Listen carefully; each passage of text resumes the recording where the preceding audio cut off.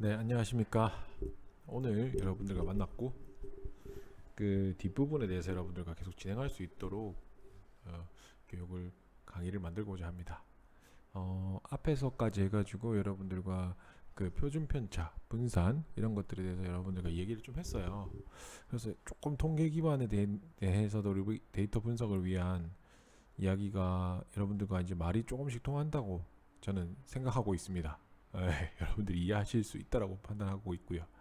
그리고 이해가 잘 안 되는 부분이 있으면 언제든지 질문하셔가지고 말씀해 주시면 제가 이해될 때까지 설명해 줄 거니까 네, 말씀해 주세요. 여러분들이 지금 잘 수업 진도도 잘 맞춰 나가고 있고 여러분들이 잘 협조해 주셔가지고 저만 바쁘겠지만 여러분들이 잘 들어만 주시면 충분히 잘 가고 있거든요. 그래서 계속 한번 진행해 보도록 하겠습니다. 기초 통계량을 통해서 여러분들이 이제 분산, 표준 편차 이런 것들을 얘기를 했어요. 그리고 이제 실질적으로 여러분들 지금 필요한 부분이 통계적으로 가설을 검증하기 위해서 진행하게 되는 순서입니다. 자, 우리가 이때까지는 통계적으로 뭐 수치, 분산, 표준 편차 이런 것들로 해서 데이터 확인해 보는 과정이었어요. 내 모은 자료들이 정확한지 기초 통계량 분석들을 통해서 확인을 해보는 단계였다면 이제 실질적으로 우리가 이런 가설을 세우고 내가 원하는 결론을 내보고자 하는 과정으로 가야 되는 거죠. 그래서 아까 우리 조금 설명을 했지만 우리가 생각하고 확인하고 싶은 것들, 사회적 현상들 이런 것들이 있겠죠. 거기서 우리가 변수들 간의 각각의 변수로 우리가 각각들을 확인했고 그 변수들 통해서 우리가 가설이란 걸 세우게 됩니다. 그래서 이 변수가 내가 원하는 목표와 영향을 주는가 안 주는가, 영향을 준다, 영향을 주지 못한다, 이렇게 검증되지 않은 결론을 내리는 거죠. 그걸 바로 가설이라고 해요. 가설은 간단합니다. 검증되지 않은데 우리는 이미 결론을 이야기하고 있는 거예요. 그거 다 변수 기반으로 이야기하는 거죠. 그래서 과학의 세계에서는 사실 이 현실 세계에 나타나는 현상을 추측하고 추론하고자 하는 경향을 가지고 있기 때문에 그걸 해석하기 위해서 우리는 가설을 세우게 되는 것이고, 특히 뭐 기업은 우리 소비자의 행동 그리고 잠재적인 소비자들이 어떤 행동 패턴이나 구매 행동을 할 때 우리 걸 사는지, 어떤 걸 샀을 때 우리 걸 사는지 이런 걸 알고 싶어 하는 거거든요. 그래서 우리 회사가 뭐 핸드폰 회사라면 우리 회사 핸드폰 회사인데 잠재적인 소비자들은 작년에 뭐 아이폰을 썼던 사람들은 이번 년엔 갤럭시를 산다, 이런 행동 패턴, 구매 행동들을 측정 자료를 통해서 파악하고 그거에 맞춰서 우리는 신제품 개발하거나 가격을 인하하거나 강력하게 어필하거나 광고 컨셉을 잡기도 하고요. 그래서 이런 것들을 하기 위한 가설을 설정 후에 이를 검증하는 작업을 통해서 가능하게 되는 거죠. 그래서 가설은 언제나 두 가지를 세우게 됩니다. 두 가지 가설을 동시에 세우는데 기무가설이란 거와 대립가설이 있어요. 뭐 이름이 이런 거예요. 근데 기무가설은 기본적으로 우리가 버릴 것을 예상하는 가설이에요. 이게 안 될 것 같은 거, 차이가 없거나 의미가 없는 것들을 가설로 설정해요. 그걸 기무가설을 대립하는 게 가설이 대립가설이에요. 될 것 같은 거, 내가 입증하고자 하는 가설이란 거죠. 그 차이가 있거나 의미 있다고 생각하는 가설, 그걸 대립가설이라고 합니다. 그거는 그냥 알고만 계시면 돼요. 그래서 이게 가설이 우리가 어떠한 순서대로 세우고 그리고 가설이 기무가설을 기각함으로 해서 우리가 대립가설을 채택해야 된다라는 의도로 우리가 가설 검증을 실시하게 되는 거죠. 그래서 가설을 세우고 우리가 먼저 순서대로 보시면 검증하고자 하는 우리 연구 목적을 세우고 그 연구 목적에 따라서 기무가설 그리고 연구가설을 설정하는 거죠. 연구 목적부터 확인하는 거예요. 그리고 기무가설과 연구가 설정해요. 그 다음에 가설 검정 절차가 들어가는 겁니다. 그래서 우리가 측정된 데이터 있죠. 우리 앞에서 기초 통계량 통해서 측정된 데이터를 확인해 봤어요.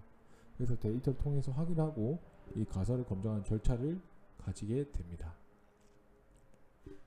그래서 가설 검증 절차에는 우리가 앞에서 말씀드렸던 연구 목적 확인, 연구 가설 설정, 그 다음부터는 우리가 검정 통계량 선정이란 거죠. 우리가 앞에서 했죠? 앞에서 했던 거 있잖아요. 기초 통계량, 그리고 적합한 통계 기법, 그리고 부합되는 검정 통계량, 이런 것들에서 우리가 확인하는 것들이 유의 수준과 알파 값을 결정하는 거예요. 그래서 이게 맞는지, 이게 유의한지, 내가 말하는 게 이 데이터에 유의한지, 이 데이터가 내가 말하는 거에 유의한지, 이거거든요. 그 결정해가지고 유의하다고 결정되면 우리가 표본 잡고 데이터 수집하고 다시 계산하는 거죠. 그리고 기무가설에서는 우리가 표본하거나 검정 통계량 이용해서 연관될 확률이 적은 것들을 기무가설로 추고 대립가설을 설정하는 겁니다. 그리고 유의 수준에서 우리가 검정 통계에 산출된 확률을 비교해서 이게 기각될 건지 채택될 건지 확인하는 거죠. 유의 수준이 뭐냐면 이 내가 말하는 가설이 유의한지예요. 그래서 이런 의사결정을 실시할 수 있도록 내가 말하는 가설이 맞는지 안 맞는지 확인해보는 과정들이 나오는 가설 검정의 방식들입니다. 우리가 뒤에 말했던 회귀 분석, 카이 검정, 판별 분석, T 검정, F 검정, Z 검정 너무 많습니다. 이런 것들로 해서 우리 가설들이 맞는지 유의한 수준에 들어가는지 그러면 이거는 가능하니까 진행할 수 있다. 이거는 가능하지 못하니까 진행하지 못하겠다. 라는 과정이 거치게 되는 거죠.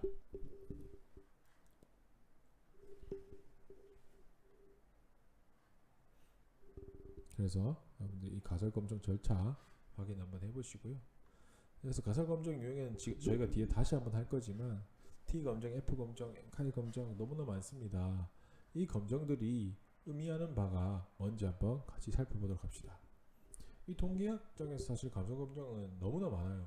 평균, 비율 차이, 상관관계, 회귀 분석, 척도, 비율, 척도에 따라서 T 검정, F 검정, 명목 척도일 때는 카이 제곱, T 검정일 때는 평균 차이 검정, F 검정은 3개 이상 집단의 평균 차이 검정, 분산 분석 사용해야 되는가, 아노바 이런 것들을 해야 된다. 그걸 어떻게 하는지, 어떤 것들에 대해서 어떤 차이가 되는지 한번 보도록 합시다. 그래서 먼저 T 검정부터 볼게요. T 검정은 우리가 모집단의 평균을 알고 있거나 모집단의 평균을 알고 있어야 돼요. 그리고 표본의 평균과 분산을 알고 있을 경우에 표본의 평균이 모집단의 평균과 같은지 여부를 검증하는 방법이란 겁니다.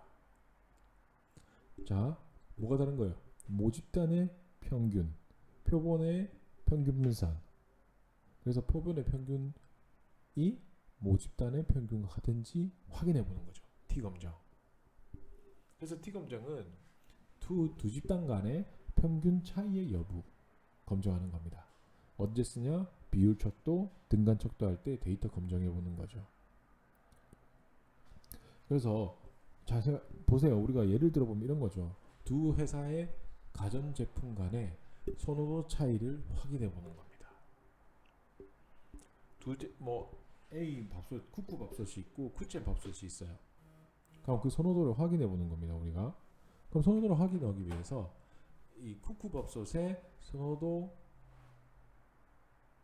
얼마나 가지고 있는지, 그래서 쿠첸 밥솥의 선호도 얼마나 가지고 있는지 확인해 보는 거예요. 두 개. 마찬가지로 다이어트 제품 두 개 확인할 수 있고 두 개. 그래서 뭐 일본과 한국 총각생 IQ에 대해서도 확인해 볼 수 있다는 거죠. 그래서 다 하는 말이 두 집단의 평균 차이를 확인해 보는 거기 때문에 우리가 선호도 얘기했잖아요. 선호도.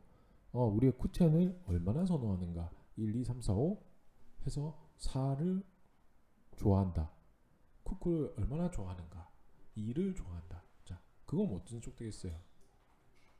등간 척도겠잖아요.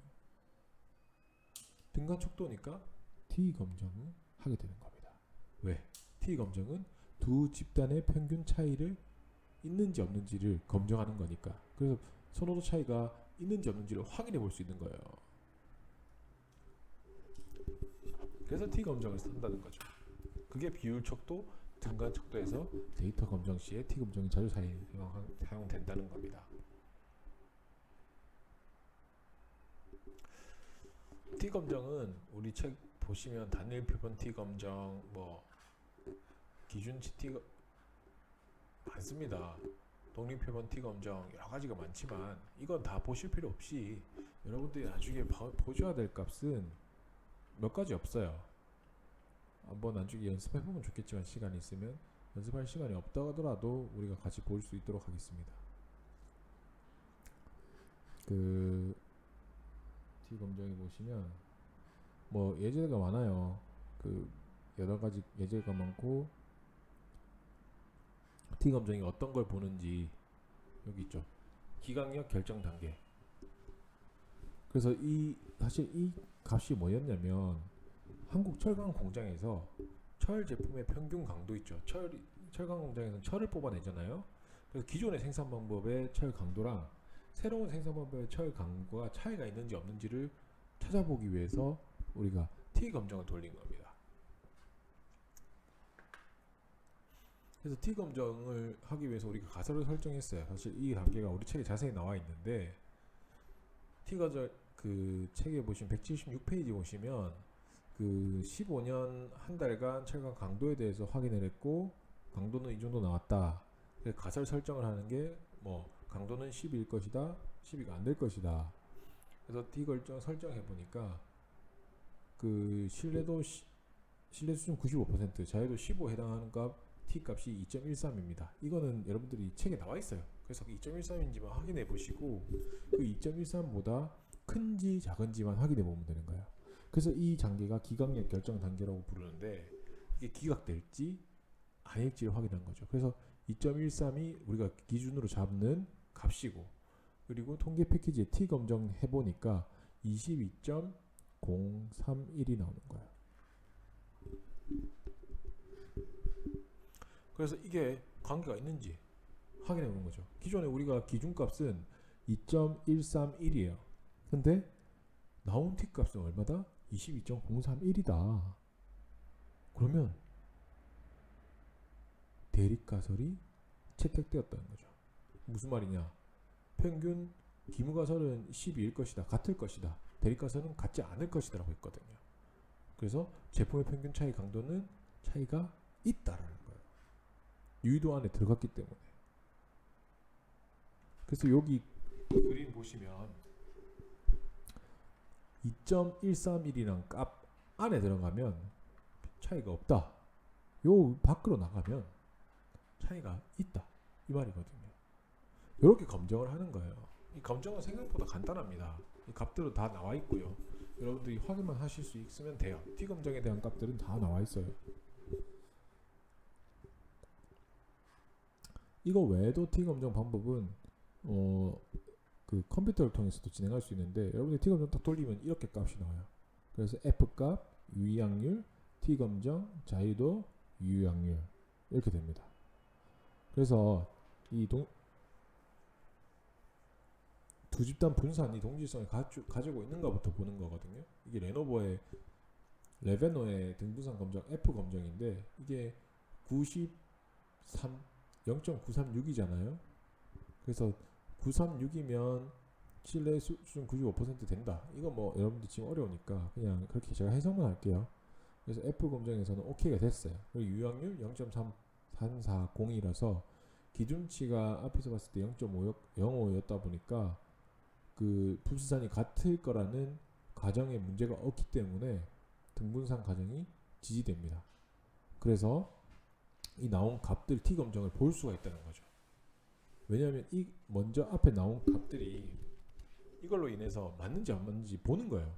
이 T 값이 볼 수 있는 값인지 아닌지 보는 거고 그리고 이 T 검정 가지고 우리가 유의항률하고 자유도하고 확인을 보는 거죠.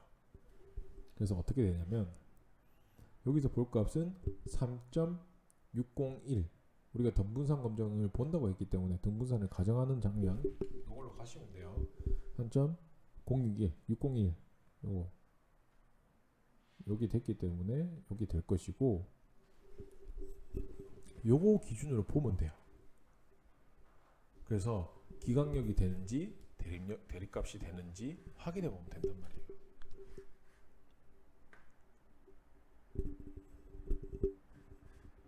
그래서 지금 우리가 나온 값은 3.601인데 아까 우리가 기준으로 잡은 값은 2.04인가 그럴 거예요.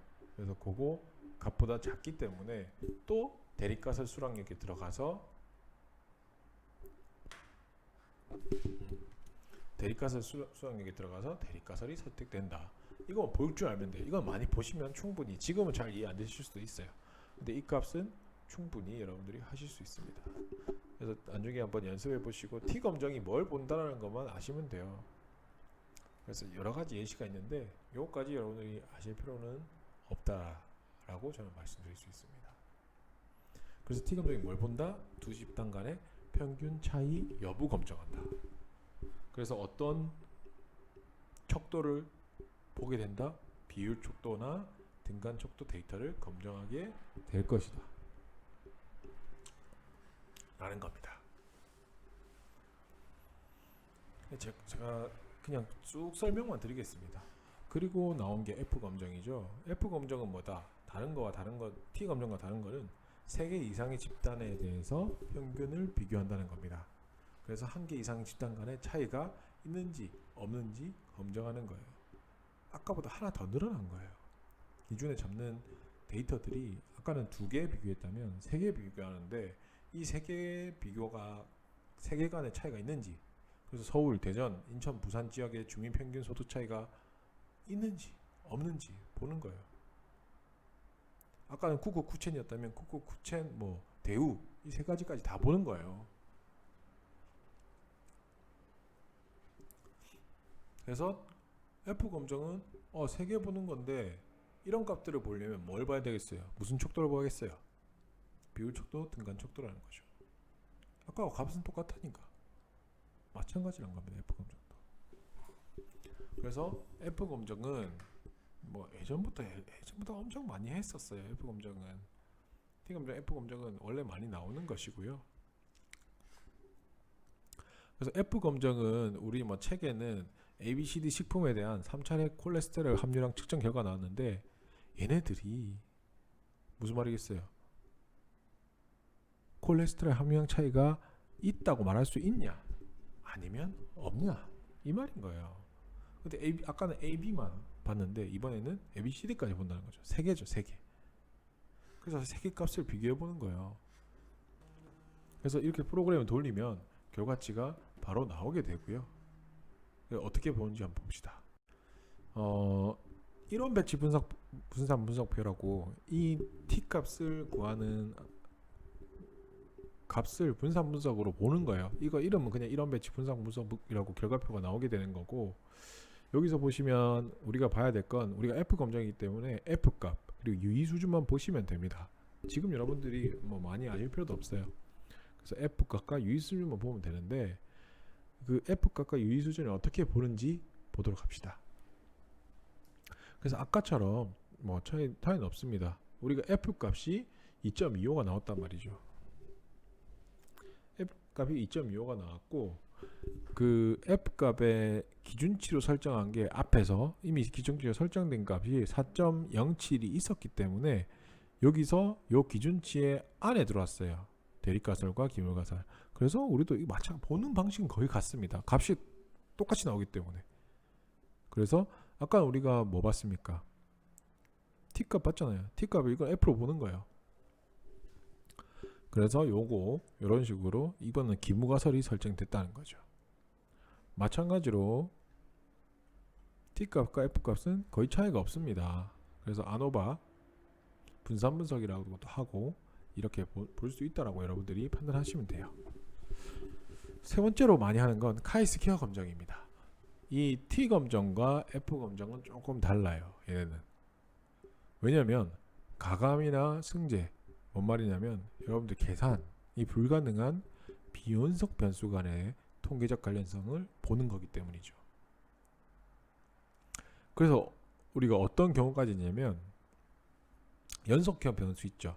더하기 빼기 뭐 이렇게 될 수 있는 연속형 변수도 비연속 변수로 변환해서 카이 제곱 검정에서 검정을 실수할 수도 있습니다. 그래서 카이 제곱 검정은 간단하게 범주형 자료에서 어떤 범주형 자료에서 변수간이 얼마나 독립되어 있고 적합한지 검정하는 방법이고, 검정은 크게 보시면은 뭐 분할표 형태로 많이 되게 되는데 조금 이따가 예를 보여드리기도 하겠습니다. 그래서 대부분 어떤 거 하냐면 뭐 성별, 스마트폰 인지도, 학년별, 축제 참석 여부 있는지 없는지, 학년별 취미가 차이가 있는지 없는지, 지역별 선호가 있는지 없는지, 지역별 선호 정당이 지역별로 의미가 있는지 없는지, 그리고 가족 규모와 세탁기의 크기가 독립적인지, 요인이 서로 영향을 미치는지, 이런 것들입니다. 그래서 우리가 예로 한번 보자면,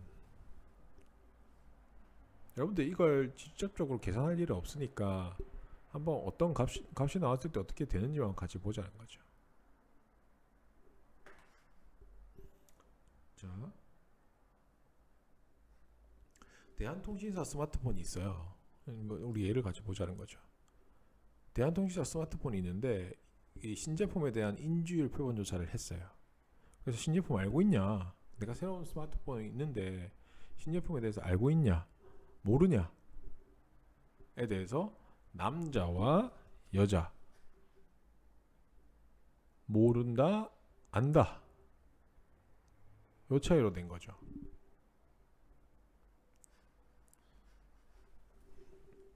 그래서 이 부분에 대해서 값들은 이렇게 나왔고요. 총 1000명에 대해서 조사를 했습니다. 저희가. 그리고 이 대한통신사 스마트폰 신제품이 남자와 여자가 나눴으니까 성별 인지율이 차이가 진짜 있는지 확인해 보고 싶은 거죠. 그래서 기무가설은 이거예요. 남자 여자들 인지도는 같다. 대립가설은 뭐겠어요? 남자 여자 인지도는 차이가 있다.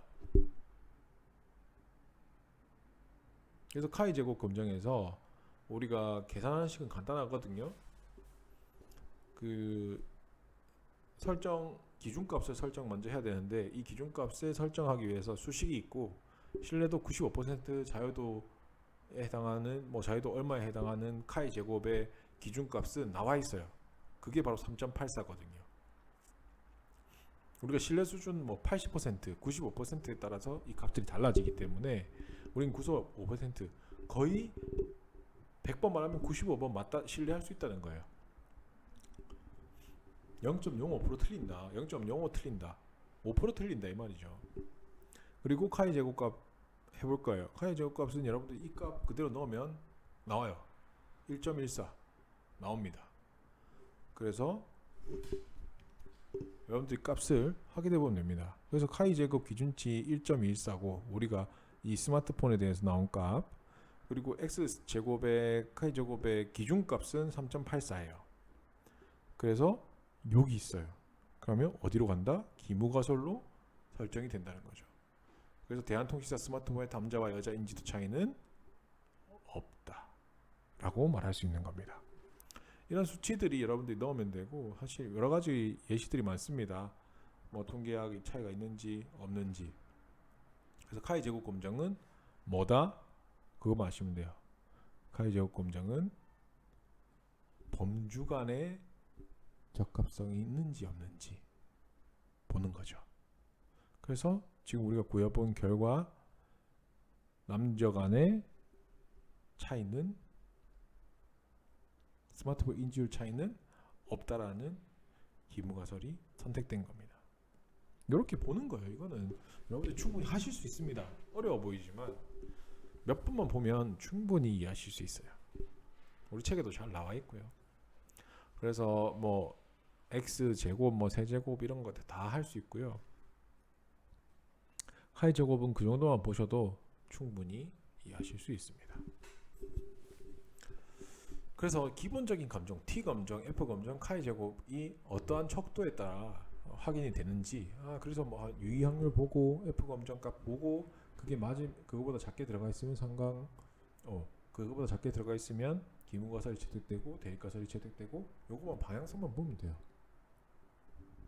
생각보다 어렵진 않겠죠. 여러분들 보면 어렵진 않아요. 진짜 어렵진 않아요. 여러분들이 생소하니까 그런 겁니다. 자, 그리고 여러분들이 조금 많이 하게 되는 부분이 상관관계 분석입니다. 상관관계 분석은 여러분들 상관관계가 뭐예요? 이 사람과 이 사람이 상관관계가 있다. 이 사람과 이 사람이 상관관계가 없다. 말 그대로 관계가 없다. 상관도가 없다라는 말이고, 있다라는 건 상관도가 있다. 근데 얼마나 상관관계가 있는데 그 방향까지 말해줄 수 있어요. 그래서 이 사람과 이 사람이 상관관계가 매우 높다, 매우 약하다, 그리고 이 사람과 이 사람이 양의 상관관계이다, 음하의 상관관계이다 라고도 말할 수 있어요. 상관관계는 매우 재밌고 쉬워요. 그래서 두 변수가 있을 거고, 두 변수 간의 관계의 밀접도 그리고 긴밀도, 그것들을 확인해 볼 겁니다. 그리고 상관관계가 크면 클수록 두 변수 간의 관계는 밀접하다라고 생각하시면 돼요. 그래서 상관관계 분석은 X, 변수 Y 해서 상호 관련성, 얼마나 상호 관련이 있는지 확인해 보는 겁니다. 그래서 상관관계에서 많이 보는 게 상관계수 R 값이고, 결정계수 R 제곱도 보긴 하는데 그것들은 뒤에서 설명드릴 거고요. 그리고 우리가 봐야 될 상관계수 값은 마이너스 1에서 1에 있어요. 마이너스 1에서 1 사이에 값을 가져요. 그래서 1에 가까울수록 완전한 상관관계, 양의 상관관계고요. 마이너스 1에 가까울수록 완전한 음의 관계가 있다는 거예요. 그리고 0에 가까울수록 어떻다? 관계가 없다라는 겁니다. 그리고 기준도 있어요. 어떻게 기준이 있냐? 1에 가까울수록 완전, 0.9는 매우 높은 상관관계를 가진다라고 말할 수 있고, 0.7에서 0.8 사이는 높은 상관관계가 있다. 0.5에서 0.6은 보통 상관관계이다. 0.3에서 0.4는 약한 상관관계이다. 0.2 이하는 상관관계 없다라고 봐야 되는 거죠. 이렇게 여러분들이 수치를 볼 수가 있어요. 변수만 넣으시면.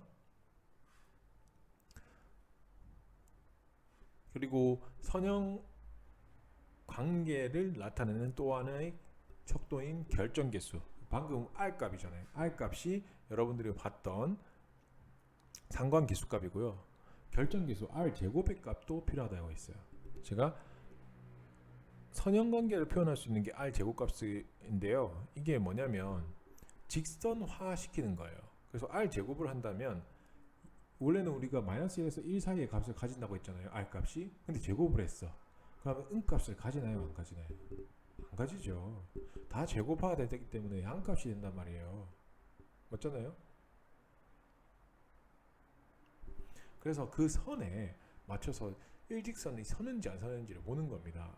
그래서 직선 형태로 이걸 표현한다고 생각하시면 돼요. 직선 형태로. 그래서 R 제곱값이 우리가 완전 상관관계일 경우에는 1, 직선에 나타난 1, 이게 완전 상관관계일 경우에요. R 제곱이 1일 경우. 왜냐면 R 1의 제곱이 R 제곱이니까. 그리고 0.85일 경우에는 사실 이게 0.85라는 R 제곱값이 0.85면 이게 제곱돼서 얼마 되냐면 0.712 정도 될 거예요. 0.72. 그래서 72%밖에 정도 설명을 못 한다는 거거든요. 나머지는 이 둘의 변수를 100% 얘가 설명 못 하니까 72% 정도 설명하고, 나머지 5%는 28%는 다른 변수에 의해서 설명이 된다라고 생각하시면 됩니다. 그래서 전부 다 얘가 상관관계가 있냐, 이 상관관계 다 설명할 수 있냐, 이런 것들에 대해서 상관관계를 분석하는 거기 때문에 이런 뭐 여러 가지 예시들이 있으니까 보시면 되고, 우리가 직접 이 예제에 대해서 풀어본 결과값이 사실 상관계수가 나오게 되는데, 이 절대값을 취했을 때 얼마가 나타나는지 이런 것들을 통해서 우리가 유의확률을 어떻게 봐야 되는지 봐야 되는 부분인데, 상관관계를 하게 되면 결과표가 이렇게 나와요. 그리고 이 상관관계 보시면 x값과 y값이 따로 나오죠. 그래서 상관관계 값이 어차피 두 변수를 비교했기 때문에 값은 똑같아요. 왜냐면 0.525, 0.525 x값과 y값, x가 y에 얼마나 상관이 있나, y가 x에 얼마나 상관이 있냐니까 값이 똑같겠죠. 그런데 이 나온 값을 0.525 있죠? 이걸 절대값을 취했을 때 얼마예요? 0.5라고 보시면 되죠. 0.5 정도. 그래서 보통 정도의 상관성을 띈다. x와 y는. 그리고 방향은 뭐로 나왔어요? 마이너스로 나왔죠? 그러면 음의 상관관계가 있다. 그래서 반비례란 겁니다. 0.5% 정도. 그리고 여기서 유의확률이 0.363이죠. 그래서 유의성이 있냐? 상관관계의 유의확률 값이 0.36이에요. 0.05의 조건을 만족하지 못해요. 그래서 유의성은 없다 라고 보시면 되는 겁니다. 이렇게 해석할 줄만 알아도 여러분들이 많이 발전하실 건데, 그것도 좀 어려우시겠지만 상관계수 값을 보는 거, 피어슨의 상관계수만 보시면 되고, 52% 정도 상대가 있구나, 0.5 정도 크기가 50%가 아니라 0.5 정도 크기가 0.5 정도 보통 정도 상관성이 있고 마이너스가 붙었기 때문에 음의 상관관계가 있고, 그렇구나. 그리고 피어슨까지 보실 수 있다면 유의 수준, 이 상관관계 수에 대해서 유의한지, 얼마나 유의한지, 그러면 한 0.36 정도, 0.05, 95% 만족 못하기 때문에 유의성은 조금 떨어진다 라고 말할 수 있는 거죠.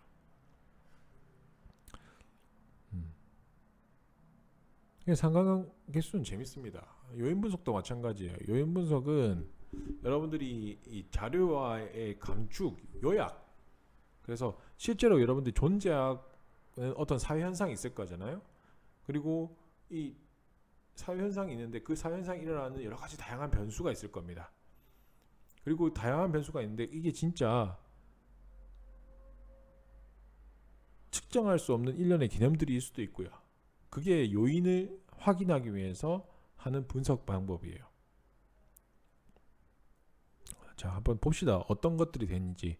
지금 우리가 예제로 든 게 와인을 구매할 때 중요하게 고려하는 속성, 12개의 속성으로 측정한다고 했을 때 속성 간의 유사도가 있음에도 불구하고 12개의 속성을 이용해서 분석하면 분석 결과가 엄청나게 복잡해진다는 거죠. 그래서 통찰력도 얻기 어렵고요. 그래서 요인 분석은 이 우리 12가지 속성 있죠. 이 12가지 속성 간에 얼마나 유사한지, 얼마나 상호 관련성이 있는지 분석해서 유사한 측정 항목끼리 묶어버리는 거죠. 그리고 개념화하는 거예요. 그래서 왜 하냐? 왜 하겠어요? 요인 분석 왜 하겠어요? 우리가 변수 12가지라고 생각하면 12가지 다 해야 되는 거예요. 왜 하겠어요? 데이터 축소하는 거예요. 목적이 있고요. 그래서 복잡한 수많은 측정 항목이 있을 건데 이걸 축소해서 자료 간단히 해서 해석이나 설명을 용이하게 하겠죠. 그리고 자료를 요약하기도 줄 거예요. 엄청 복잡한데 그걸 줄이는 거죠. 그 다음에 불필요한 자료를 제거하는 데도 있어요. 그리고 요인군으로 안 묶이면 제거해버릴 수도 있어요. 그리고 요인의 구조를 파악하는 데도 있어요. 그래서 어떤 구조로, 그리고 상호 돌림적인 특성이 있는지, 아니면 새로운 독립적인 요인끼리 묶었는지, 이런 것도 할 수 있습니다. 그리고 측정 도구가 타당한지도 확인할 수 있어요. 우리가 동일한 개념으로 측정한 요인을, 특정한 것들을 동일한 개념으로 측정을 했는데 설문지에 요인으로 안 묶여요. 그럼 측정 도구의 타당성이 떨어진다는 거죠.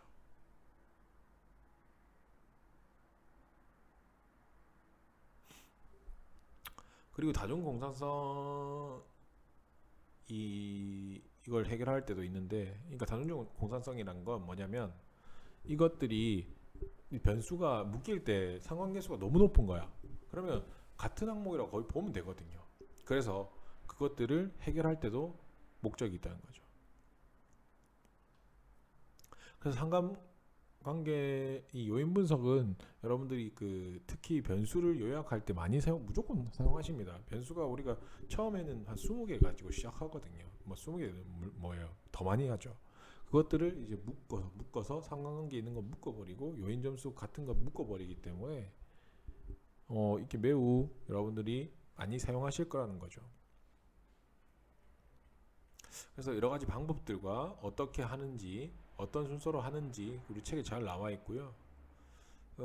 이 요인 분석에 대해서 그 값들을 어떻게 또 변경하는지 베리맥스 방법 뭐 여러 가지 많은데 그런 것까지 여러분들이 하시기는 너무 어렵습니다. 그래서 그 정도만 하셔도 요인 분석이 왜 하는지 어떻게 하는지만 아셔도 충분합니다. 자, 그리고 거의 다 왔어요. 조금만 더 하면 금방 할 수 있을 거예요. 회귀 분석만 하면 여러분들이 충분하게 이해하실 수 있습니다. 이 회귀 분석의 경우에는 우리가 드디어 사회 현상이나 자연 현상 이런 거에서 존재하는 원인과 결과가 있는지 규명하는 분석이에요. 그래서 여기서 우리가 독립변수, 종속변수가 영향이 있는지 없는지를 확인하는 거죠. 그래서 우리 책에서도 보시면 서울시 책 200페이지 보시면 서울시 강남구 지역주민 10명을 대상으로 월급, 월지출 설문조사 한 결과를 확인했고 월 지출을 종속변수로 하고 월급을 독립변수로 해가지고 월급이 월 지출에 영향을 미치는지 회귀 분석 해보라는 거예요. 두 개 영향이 있는지. 그래서 종속변수가 뭐라고요? 월 지출. 독립변수가 뭐라고요? 변하는 수. 뭐였죠? 월급이죠. 그래서 이 설문조사 결과 여러분들이 밑에 있죠. 여기 보시면 월지출 50, 54, 월급 82, 85 이렇게 했을 때 회귀분석 결과를 확인해 보시면 이 회귀분석 결과치가 이렇게 나오게 돼요. 이거는 그냥 넣으면 바로 나오거든요. 그래서 나온 것들이 여러 가지가 나오는데 여기서 우리가 회귀분석 설명력을 나타내는 값은 R 값이에요. 그래서 독립변수와 종속변수의 상관 개수값을 보여주는 거고 결정 개수가 얼마가 돼 있냐면 우리가 뭘 보면 되냐면 R 제곱값을 보시면 돼요. 그래서 0.937 나타내고 있기 때문에 요 실시하는데 포함된 사례들의 93.7%가 표본 회귀선을 추정하는데 적합하다고 말할 수 있다는 거죠. 그리고 조동된 R 제곱값이 뒤에 나와 있잖아요. 그래서 0.929 월급을 규모로 월 지출을 설명하는 회계식 설명액이 93.7% 높은 설명액이 있다라고 우리가 미리 R 제곱값을 확인했고 이 조정된 R 제곱값은 R 제곱과 큰 차이가 발생하고 있지 않기 때문에 우리가 투입된 X가 제대로 설명하고 있다는 거예요. 그래서 0.929, 937 별 차이가 없잖아요. 그래서 이 부분에 대해서 우리가 확인할 수 있습니다. 그래서 회귀 분석은 이 정도만 하셔도 여러분들이 충분히 어떤 것들을 보고 결과치를 보는지 확인하시면 될 것 같습니다. 그래서 회귀 분석은 이렇게 단순 두 개만 비교할 수도 있고 다중으로 여러 가지도 비교할 수 있다. 그래서 마지막 사실 어떻게 보면 제일 마지막으로 그리고 원인과 결과를 파악할 때 많이 보게 되는 분석이라고 생각하시면 됩니다. 자, 여기까지 해서 여러분들이 충분히 설명을 듣고 뒤에 연습 문제 한번 푸셔서 과제로 내주시면 될 것 같습니다. 자, 고생 많이 하셨습니다.